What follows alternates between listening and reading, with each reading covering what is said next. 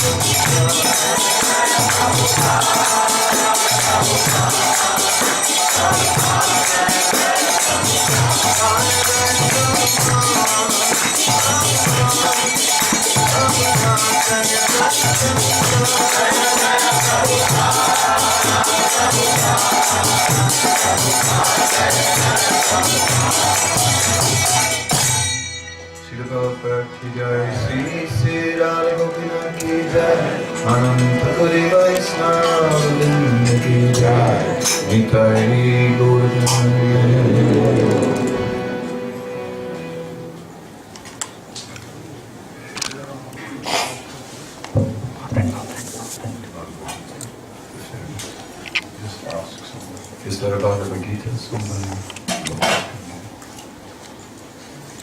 Om Namo Bhagavate Vasudevaya.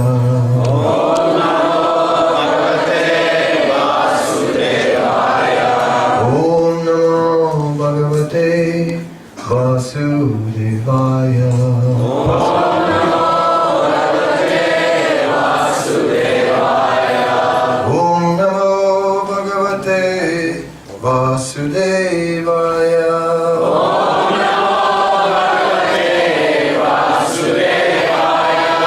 Om Namo Bhagavate Vasudevaya.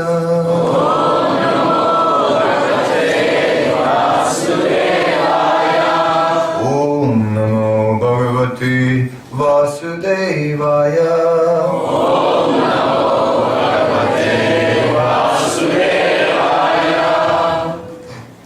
You didn't follow the melody. You just did your own melody. What to do?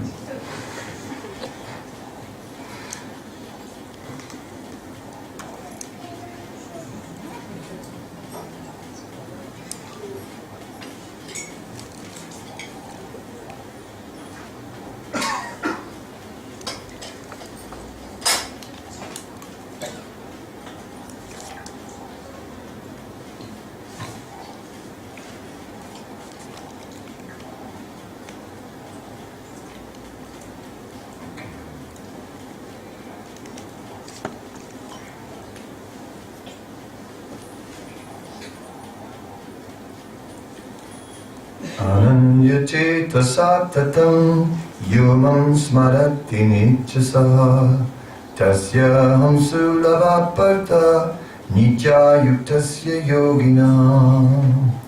For one who always remembers me without deviation, I'm easy to obtain, O son of Pritha, because of his constant engagement in devotional service.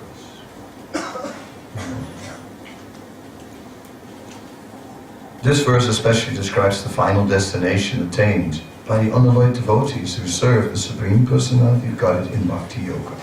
Previous verses have mentioned 4 different kinds of the devotees: the distressed, the inquisitive, those who seek material gain, and the speculative philosophers. Different processes of liberation have also been described: Karma Yoga, Jnana Yoga, and Hatha Yoga. The principles of these yoga systems have some bhakti added, but this verse particularly mentions pure bhakti yoga, without any mixture of jnana, karma, or hatha, as indicated by the word ananya chetaha. In pure bhakti yoga, the devotee desires nothing but Krishna. A pure devotee doesn't desire promotion to heavenly planets, nor does he seek oneness with the Brahmajyotir, or salvation or liberation from material entanglement. A pure devotee does not desire anything. In the Chaitanya Charitamrita, the pure devotee is called Niskama, which means he has no desire for self-interest. Perfect peace belongs to him alone, not to them who strive for personal gain. Whereas a Jnana Yogi, Karma Yogi, or Hatha Yogi has his own self-interest. A perfect devotee has no desire other than to please the Supreme Personality of Godhead. Therefore the Lord says that for anyone who is unflinchingly devoted to Him, He's easy to attain. Purport continues, but we'll first speak. Om Jnanatimirandasya Jnanmana Salakya Chakshurmilitam Yena Tasmai Shri Gurave Namaha Shri Chaitanya-Manobhistam Sthapitam Yena Bhutale Swayam Rupa Kadamayam Dadati Swapadam Tikam Vandeham Shri Guru Shri Yuta-Padakamalam Shri Guru Vaishnavamscha Shri Rupam Sagrajatam Sahagaratam Vitam Tam Sajivam Sadvaitam Savadutam Parijana Saitam Krishna Chaitanya Devam Shri Radha Krishna Padam Sahagana Lalita Sri Visakam Vitam Scha He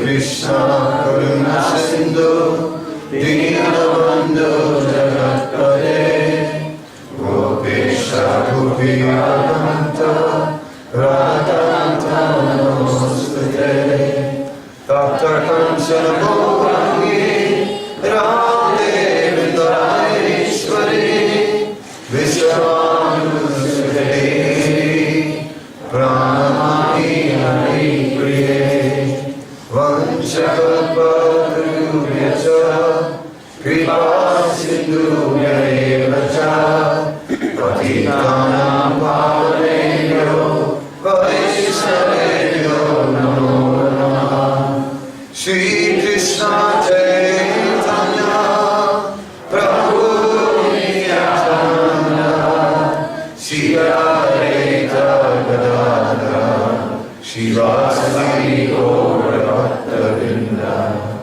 Hare Krishna Hare Krishna Krishna Krishna Hare Hare Hare Rama Hare Rama Rama Rama Hare Hare.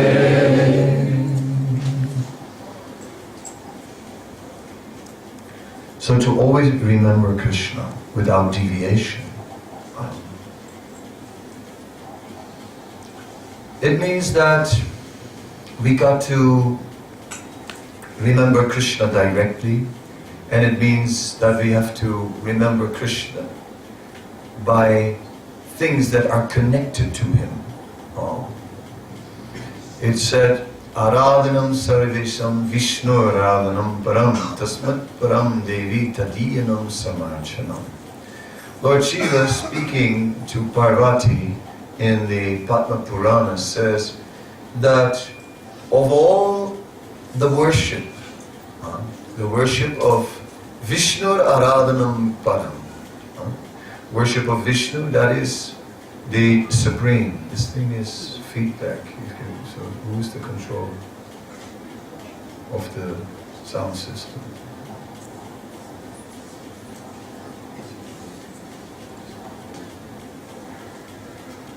The Vishnu Aradhanam Param, but even Tasmat Parataram, even greater than that, is Tadiyanam Samarchanam, to worship the Tadiya, to worship those things that are related to Krishna. And why is it so? Because those things are fulfilling Krishna's desires. Those things or personalities are meant to fulfill Krishna's desires. And Krishna is more pleased to see when we are in this way fulfilling His desires in the world than if we turn to Him directly. Just as in serving the spiritual master, one can be very eager to put something on his plate and say like, but how many things can go on a plate of one person anyway? It's like, yesterday I got only, how much was it? 30 perhaps? I think it was 30, yeah? Approximately, or 35, I'm not sure. 30. You were not there. Yeah, he's a bluffer. Excuse me. No, whatever it was, around about 30. And it's like, it didn't fit on one plate. I had 2 big plates, plus many trays around it and bowls, and I was looking at it, and everything was delicious. And I thought, if I would have spread this out over 1 week, it would have been really wonderful. But in one meal, how am I going to deal with this? So a teaspoon of every bread kind of thing was still a bit much. But it was filled with love and devotion. So when it is about serving what goes on the plate, that's limited, what can be done. Maybe 30 will be possible, but 50 would have been deadly. That would have been the end, you know. The lion would have come on the screen, and you would have seen the titles, you know, and the movie would have ended with Kadamba Swami's funeral. So that is not really what we want. So if one wants to serve Srila Prabhupada, he was most pleased if people would serve him in his mission. Because what was he living for? Yare deki tar kaha Krishna Upadesh, Amara Gyaya Guru Haya Tare Desh. To somehow or other, give everyone in the world Krishna consciousness. Just as Prabhupada used to quote this verse from the Chaitanya Charitamrita more than any other verse from the Chaitanya Charitamrita. Bharata Bhumite Hoigo Manushya Janma Jara Janma Satakakara Bharavakara. Whoever takes his birth in the land of Bharat must somehow or other give this transcendental knowledge, these teachings to others. And how to do it? How to do it? People ask me this question, and last night they also asked me this question, how to do it? Especially to Western people, because, you know, like Indians, if you say Bhagavad Gita, they already go like, yeah. Yes, Bhagavad Gita. So it is easy if you present to them. But to a Westerner goes, Bhagavad Gita, can you eat it? What is it? Right? Some sort of exotic preparation. There is no cultural connection. So then how to present it? Well, Prabhupada had the same problem, because he also happened to come from India. He came from India. And believe it or not, he came by ship all the way to New York, and there at the Boston Pier, he saw that people were engaged in so many illicit activities. Meat eating, gambling, intoxication, illicit sex, all the things that the Bhagavatam is condemning. And Prabhupada was thinking, what am I going to say to them? And he prayed like that. And he wrote a prayer called Markine Bhagavad Dharma. And in that prayer, he was exactly praying like that. How am I going to convince these people? Impossible. How can I do it? And then he finally said, I don't know what to say. I don't know what I can say to convince them. Prabhupada was getting ready to do it. We think about it and think, no, it's impossible. Prabhupada was getting ready to do it. He was also thinking, it's impossible. But somehow or other, how can I do it? He was thinking, there's nothing I can say to convince them. Nothing. Then he thought, all I can do is repeat your words. And then in the song he begins to repeat the Bhagavatam. Srinvata Swakata Krishnam Punya Sravana Kirtanam Vidyantasto Yabadrani Vidunati Saritstam. So some of you might know what a Vidunati is, but some of you may not know. But in the India of yesterday, right, it used to be a practice that before the winter, there would be these people walking around the street and they would carry a bow with a string. And the string would make a deep sound, something like quite loud, through the streets, you know, and you hear them walking. Going, aha, aha, aha. People knew what to do. They would go into the house, get their quilts, which they had stored away during the hot season. They brought out the quilts, and then the man would take the quilts, and with his bow, he would fluff up all the cotton. See the vibration of the sound. The cotton, which was all caked together from a whole winter, from last winter and from being packed away, etc., had lost its fluffiness, and you know, and instead of buying a new one, no, the man comes, and it's all fluffed up really nicely. Everything that was caked together now came loose. So it is by sound vibration that all the things that are caked in your heart, that have been stuck there for a long time, and they come loose by the sound of the holy name. It shakes up everything, and it all starts to come out, and then, okay, we can deal with it. Yeah. So it is in this way, by transcendental sound. Shinvata swakata krishnam punya savana kirtanam hridiyanta stovya vadrani. This transcendental sound enters into the heart and creates all auspiciousness there. Hridiyanta stovhi abhadrani. Anything inauspicious is removed from the heart. Like this. Vidunati surit satam. And in this way, we will come to the truth.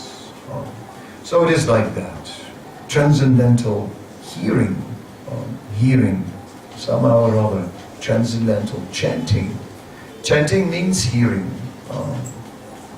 Prabhupada said, attentive chanting. Attentive chanting, that's a difficult thing, attentive chanting. Have you tried? Hare Krishna, Hare Krishna, going to planet Mars, Hare Krishna, Hare Krishna, a little walk on the moon, Hare Krishna, Hare Krishna, going everywhere, in the stars, Hare Krishna, Hare Krishna, and back on the ground, you know, bills to pay, Hare Krishna, Hare Krishna, Hare Krishna. And like this, the mind goes all over the place while we are chanting.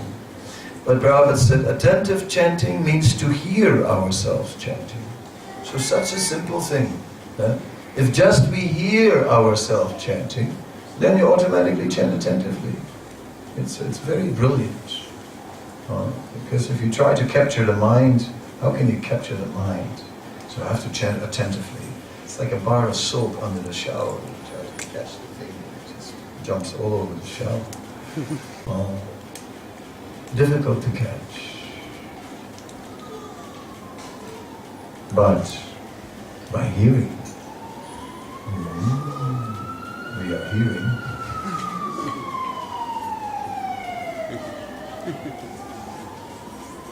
By hearing, we get purified.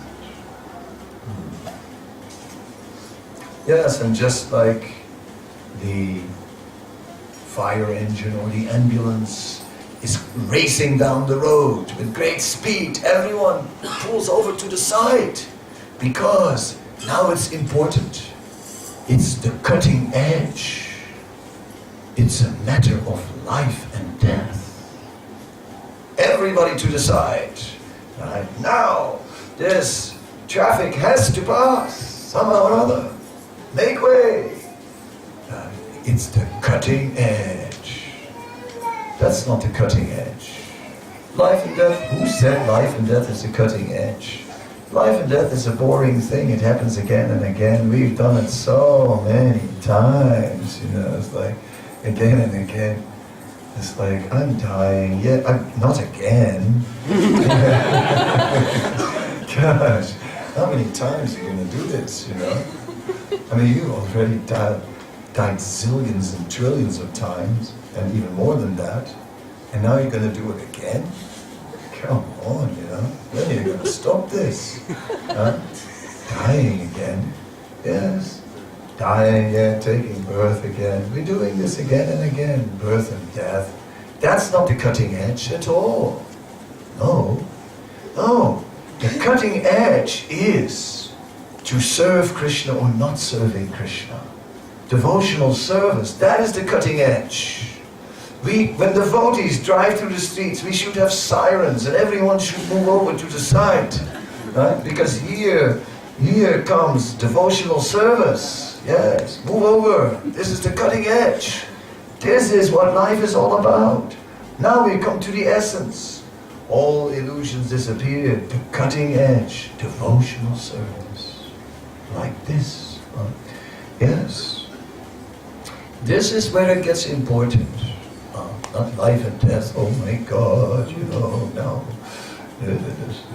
Almost, my grandfather is dying, of course he's dying, he's 88. Yeah, that's like, what do you expect? Yeah. It's, we die again and again, but that, Prabhupada says, Bhagavad Gita says, Vasamsya Jainani yata vihaya. It's a change of dress.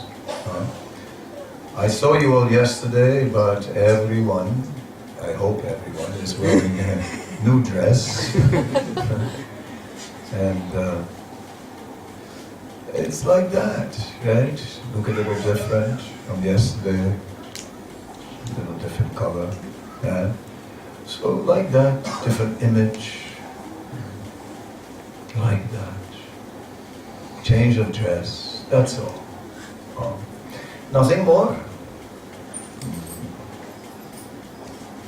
Prabhupada said the body is dead matter. It's dead matter. It's never alive.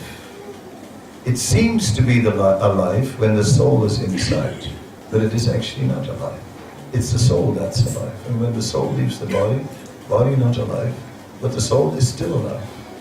So therefore, death is considered completely meaningless. So all these sirens and so on, for the wrong thing. For the wrong things. So society doesn't have the right understanding. Bhagavad Gita is saying exactly like that. Right? To Arjuna, who is getting upset about the impending death of family members in the battlefield of Kurukshetra, and Krishna says, Asuchanam asuchastam pragyavadam stabasasi gatasuna gadasam samnanasushati pandita. You are mourning for what is not worthy of grief. Right? This is not befitting a learned man like you. Yeah? Oh, nowadays, that would be strange to say that, because, matters of birth and death are very serious. Oh, really? These are very serious things. That's when everybody, even the jolliest of the jolliest, gets serious. Of course, some people, they are transcendental. Our Sridhar Maharaj was originally from Canada. He was a strong man, and in his youth he used to be a wrestler also for some time. Then he joined Prabhupada, and he went with Prabhupada to India, and he stayed in Juhu in those early days, developing the land in Juhu. And he was a brahmachari, and he decided, well, most are going to get married, but some are going to stay brahmacharis, and I think I'm going to stay a brahmachari.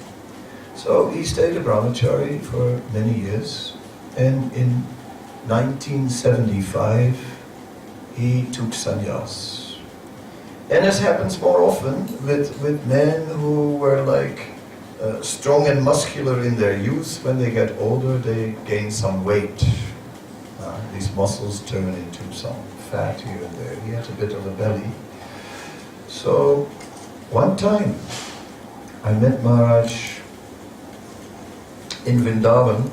I was the temple president, and he came to Vrindavan for a visit, and he was walking in the corridor in the Vrindavan guest house, temple guest house. The corridors in the Vrindavan temple guest house are not very wide. So he was coming from one side, like this, and I tried to go past. So I said, Haribol Maharaj, and I was busy, so I was trying to go past. He took one step aside, and I bounced into his belly. And it was powerful. There was a lot of muscle inside. And he just moved it, and I flew against the wall. Then he pinned me against the wall. And he said, Karma Kanda Jnana Kanda Kevala Visharabandha, which is, I recognized it from a verse of Narottam Das Thakur.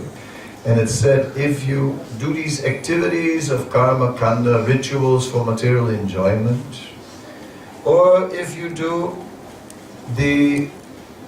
are into impersonal liberation, these are simply pots of poison. So I stood there pinned against the wall, and I was thinking, oh, he means to say, don't be so impersonal. So I said, how are you, Maharaj? And he said, yes, when you meet a sadhu, you should take some time, to speak to the sadhu. I said, yes, Maharaj. Anyway, over the years, I met Maharaj again and again, and at one point we heard that Maharaj had a liver problem. So I went to, and he was staying in Mumbai, near the Bhaktivedanta Hospital at Mira Road in a flat. So I went to visit him. And when I came there to the flat, there was a poster on the door, or a sheet of paper, and it with a schedule. And it had a full schedule for the whole day. This time getting up, this time japa, this time kirtan, this time lecture. And it wasn't just Mangalarti and up to Bhagavatam class, it just continued. So our break, then we have an hour Bhagavatam discussion. Then at 12 o'clock we have some bhajans, and 1 o'clock we have a little break, and then 1:30 we have lunch, then at 3 o'clock we start again, and then 5 o'clock, 7, the whole day was booked out with hearing and chanting. So I came in and I said, well, Maharaj, quite a schedule you have there, quite a schedule. He said, yeah. He said, otherwise, people just talk about my liver all day. Very transcendental and very, very practical. So he just spent his time. Whoever came had to follow the schedule. That was it. So when I came, it was just bhajan time. So he said, so, can you sing Sri Rupa Manjari Pada? I said, well, I don't know, it's not I don't usually do it. He said, He gave me the songbook. Sri Rupa Manjari Pada, Sei Mula Sampada, and so on. I did for Maharaj's pleasure. And then he was worshipping Lord Nrsingadev. And I said, Maharaj, why are you worshipping Lord Nrsingadev? He had his Shila, Nrsingadev Shila, with like big mouth and huge teeth, etc., like kind of intense. I said, Maharaj, why Lord Nrsingadev? Why not just Radha Krishna? Something sweet, No, he said, I'm worshipping Lord Nrsingadev so that I will become fearless of death. So that was impressive, because here was like a very senior sannyasi, and he wasn't saying, I am fearless of death. He was saying, so that I will become fearless of death. So that impressed me. He says, he's very humble, he's very honest, and he's very much taking shelter of Krishna. So in this way, he was worshipping Lord Nrsimhadev. Then it got a little better for some time, but he is still not okay. And he came and visited Vrindavan, and we were going to Rath Yatra in Delhi. I remember that the police had put these barricades on the road, like they do in India, these sort of metal fences on wheels, you know. And they blocked the road actually, so we couldn't drive to the chariot. So Maharaj says, no problem, I'll fix that. And he just walked up, took one of the barriers in one hand and just threw it away, took the other one, threw it away, and then he smiled at the policeman who was standing next to him. Got back in the car and we drove through.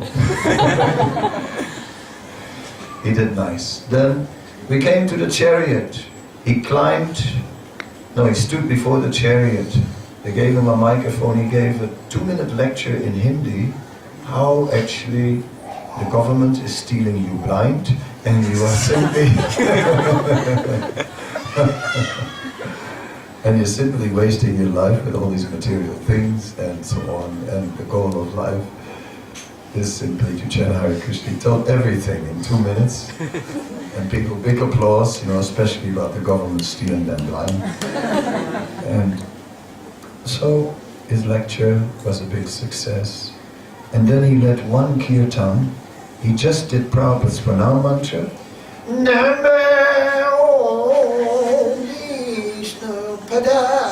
A very high nasal voice, and one round, and finally one round of Hare Krishna, and then he stopped his kirtan. That was it. And he left. He had done Rath Yatra. The next time I saw him, he was not well. He came to Mayapur and he was quite ill.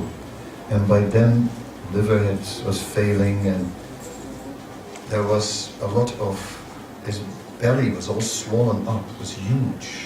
He was lying on a bed and there was a big belly. So we were all standing around the bed and looking at the belly, and someone went up to the belly and touched it. Maharaj opened his eyes and said, "It's a boy."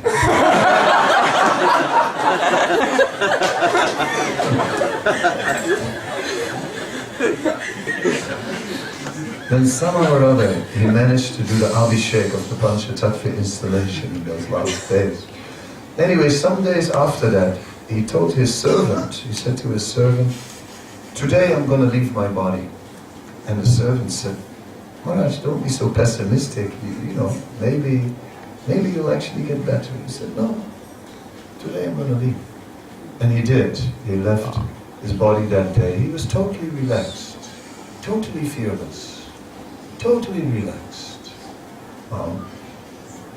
One devotee who met him just before told me that in a final conversation, Maharaj said, "You know, I've been a good boy." And when you've been a good boy, or a good girl for that matter, right? Yes, then you can look Krishna in the face. Then you can go before Krishna without any fear. Then what is the need to be afraid of death? We're only afraid of death because we've been sinful. And because we think that now it's paytime. You know, what's going to happen now, right? What if I'm going to be held accountable for what I've done? But if you have lived a pure life, nothing to worry, then one can simply go. Therefore he was fearless, completely fearless, because he had been a good boy. Wow. And the Jumna Maharaj also went to say goodbye to him, and he had to leave.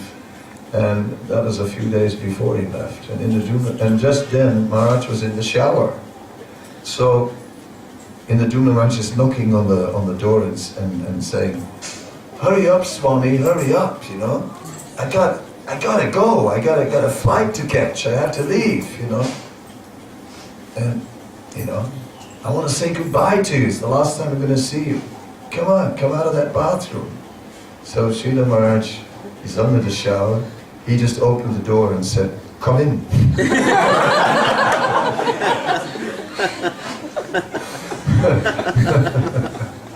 So they said goodbye like that, while he was in the shower. And Indra Maharaj left a donation for him and then left to get his flight. So utterly fearless, so utterly confident that Krishna will somehow or other protect me. So utterly transcendental. That is a devotee. So relying on Krishna. And then everything is fine, and then it doesn't matter anymore where we are, what is going on. Krishna is there, and He's our well-wisher. Krishna is always with us. So whatever is happening is Krishna's plan, and it is all right. Everything is fine. That is the amazing consciousness of a Vaishnava. And in that stage, what else is there to remember but Krishna? But in so many different ways. Krishna, we remember Krishna by thinking of the deity of Krishna. Or we remember Krishna by thinking of the pastimes of Krishna. We remember Krishna by hearing a kirtan. We remember Krishna by his pure devotees. When we remember Prabhupada, you also remember Krishna. Automatically, because they're inseparable. So in this way, so many ways to remember Krishna. When we think of Prasad, Sridhar Maharaj, one thing he told Jayadvaita Maharaj once, who was on the skinny side, he said, why is it that these skinny men are so advanced?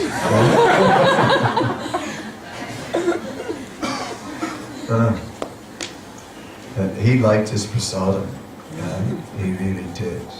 He loved his prasadam. Ah, yes. And even when it was forbidden sometimes, eat some things that were not on the list. You know what I mean?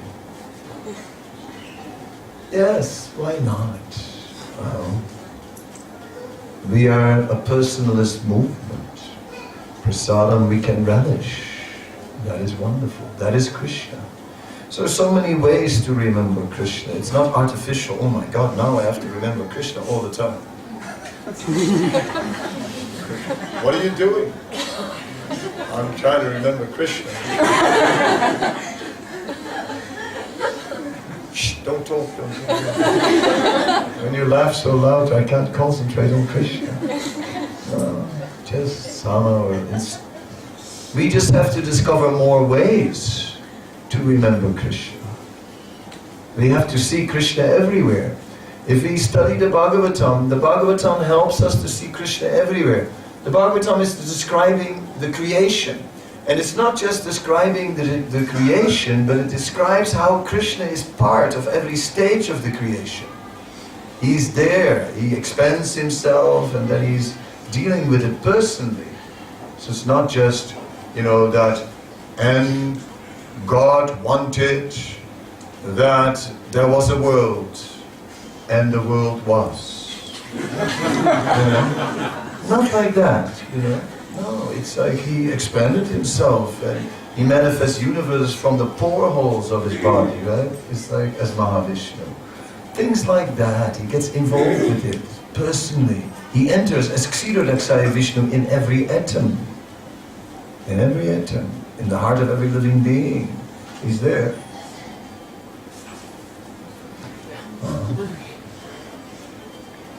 So in this way, Krishna is the Bhagavatam shows us how Krishna is present everywhere. And how in that way, we can see Krishna everywhere. One can see Krishna or one can see Krishna's energy.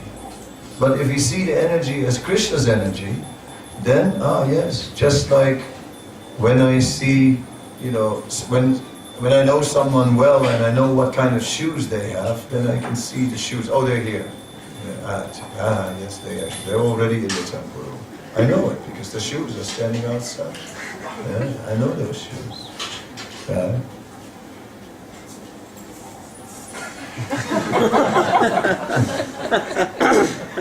You're trying to scare me, is it? Nice, yes. Nice.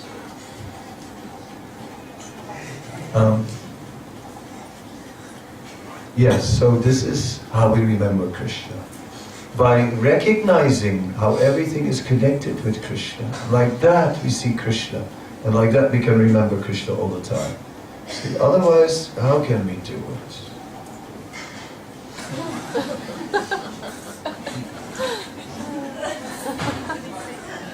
Get a knot in your brain, you know? They do a brain scan and they find there's a knot in your brain.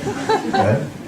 Just as some people, they put a knot in their handkerchief, you know, trying not to forget Krishna. So we put a knot in our brain, trying to remember Krishna. No, not like that. Very naturally, Krishna is everywhere. And that is what we learn from Srimad Bhagavatam, how to see Krishna everywhere. I'm supposed to stop at 12:30, which is in 2 minutes, and the Pujari will come out, so if there's one question, I'll try to answer it.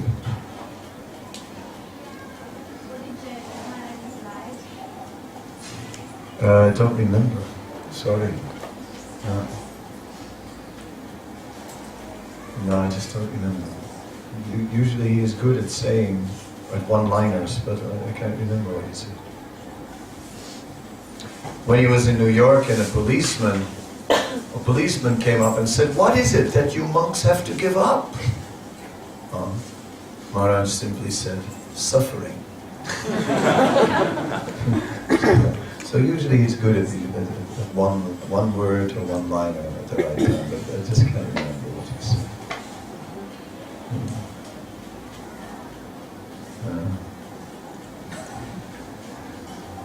Yes? Maharaj, when the soul leaves the body, When the soul leaves the body, what would the soul remember? what will the soul remember? Yeah, the material activities or spiritual activities. Yam yam vapi smaram bhavam charati antakalevaram. So whatever state of being one attains at the end of life, that will go with us and will determine the next destination. So it says the bhav. So sometimes it's thought the last thought. We're just talking about that with someone. Imagine, you're walking in the park and there's a cockatoo and it's screaming its head off, as they do. I know, because my former wife, she got a gift from Bhavananda once, a cockatoo in Mayapur. And then he had his cockatoo in the room, he lived in a room, and it was sitting on a door. It ate half the door. Tell me about cockatoos, I know. And they scream, right? What if a cockatoo screams and you see it and you think, "My God, you screaming cockatoo," and you drop dead on the ground? Are you going to be a screaming cockatoo? That's the question. What do you think? Krishna's not that mean, The answer is no. It's just one last story. Ramanujacharya had a disciple who could hear the deity speak. So Ramanuja said, "Now next time, ask the deity a question and say, what happens to a devotee who doesn't remember Krishna at the end of his life?" Then the deity said, "Then I remember him." Okay, with that, we can now turn to the deities. Srila Prabhupada ki jai. Holiness Sadhbhakara Swami Maharaj ki jai.